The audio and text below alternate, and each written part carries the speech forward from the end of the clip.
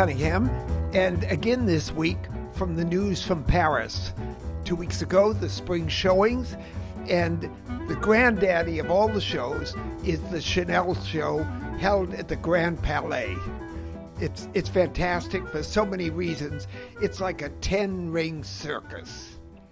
The guests going to it, about 2,500 people, the show itself, and the setting. But aside from that, stars of the guests at the show were all the wildly inventive and witty accessories that were shown 6 months ago in the collection. And it was the collection that took place in a Chanel supermarket, as you remember. The big standout was the shopping basket.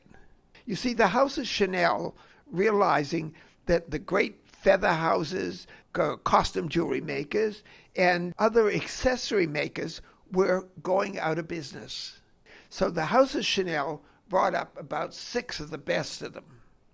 And they're now under the umbrella of Chanel. And of course, that means the Chanel has a lock on making the best and most inventive accessories you can think of. Oh, and there were about 5 or 6 women wearing the 2-piece sweatsuit, but it was filled with holes, as if the moths had had a feast.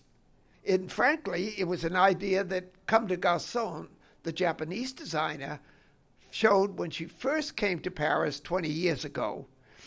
Sweaters with, as one woman in New York said, "Oh, those unexpected little holes," as she looked into Bendel's window.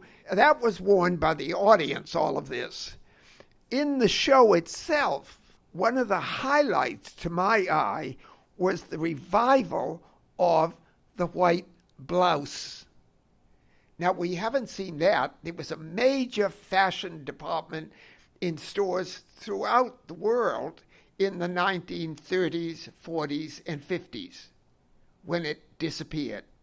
We have the shirt in New York. Don't confuse it.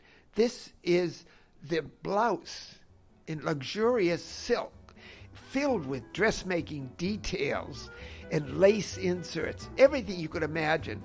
Many women going to the show had already caught on to the theme from last season from Chanel and other designers. Blouse, wonderful. Look at it. Lace detailing and everything from Givenchy to from Chloe, the House of Chloe.